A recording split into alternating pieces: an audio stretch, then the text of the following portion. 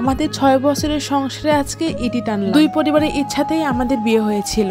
আমার স্বামী একজন ব্যাংকার। বিয়ের প্রথম 5-6 মাস আমাদের খুবই ভালো কাটছিল নতুন পরিবারের সঙ্গে। একটা কথা ক্লিয়ার করা ভালো, আমি আমার হাজবেন্ডের সঙ্গে বাসা বাড়িতে ভাড়া থাকতাম। ও যখন মাঝে মধ্যে গ্রামের বাড়িতে ছুটিতে যেত তখন আমার সাথে খুবই খারাপ ব্যবহার করত। আমি মূলত আমার হাজবেন্ডের ফোন অনুমতি ছাড়া খুবই কমই ধরি এবং সে ফোন ধরা পছন্দ করে না, তার জন্য আমি ধরিও না। একদিন তার ফোনটা নিয়েছিলাম চেক করার জন্য।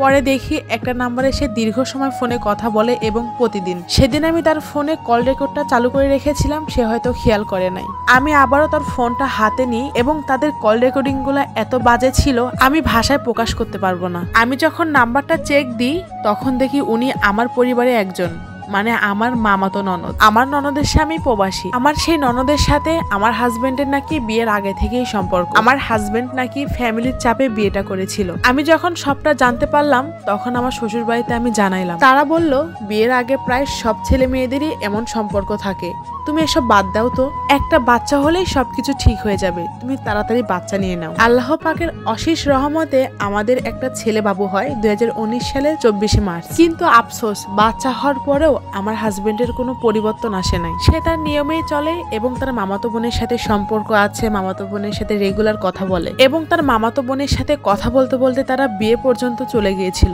আমি সবকিছু মেনে নিয়ে ছেলের মুখের দিকে তাকিয়ে শ্বশুর বাড়িতে সবকিছু মেনে চলার চেষ্টা করেছিলাম। আমার আব্বু আম্মু আমাকে বলতো একটু মেনে নেওয়ার চেষ্টা কর, দেখিস একদিন সব ঠিক হয়ে যাবে। তাদের কথা মতাবে আমি বাচ্চা হওয়ার পরও সবকিছু মেনে নিয়েছিলাম। গত 1 বছর আগে আমার সেই মামাতো ননদ আমাকে ফোন দিয়ে অনেক কথা বলে আমি নাকি তাদের সম্পর্কের মাঝে কাটা হয়ে রয়েছি।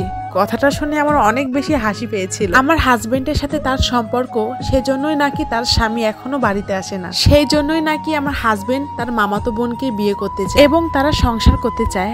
আমি যেন তাদের মধ্যে দেয়াল হয়ে না দাঁড়াই। আমি কিছুদিনের জন্য গ্রামের বাড়িতে চলে আসি এবং কিছুদিন পরে আমার হাজবেন্ড যখন পরবর্তী ছুটিতে বাসায় আসে তখন আমি তাদের কল রেকর্ডিং গুলো শোনাই এবং রেকর্ডিং গুলো শোনার পরে সে আমার সাথে অনেক বেশি ঝগড়া করে, এমনকি সে আমাকে অনেক বেশি মারধর করে। সে আমাকে বলে আমি আমার ছেলেকে নিয়ে যেন আমার বাবার বাড়িতে চলে যাই। তখন আমার শ্বশুর শাশুড়িও তার ছেলের পক্ষ নিয়েছিল। আমার দোষ ছিল, আমি কেন চুরি করে কল রেকর্ডিং চালু করে রেখেছিলাম এবং এগুলা শুনেছিলাম। পরের দিন আমি কাউকে না বলে আমি আমার বাবার বাড়িতে চলে আসি। আমাকে দেখে আমার আব্বু আমার মুখের ভাষা যেন হারিয়ে গিয়েছিল। এত কিছু হওয়ার পরে তারা আমাকে বলেছিল তুই কিছুদিন এখানে থাক, রাগ কমলে জামাই তোকে ঠিকই নিতে আসবে।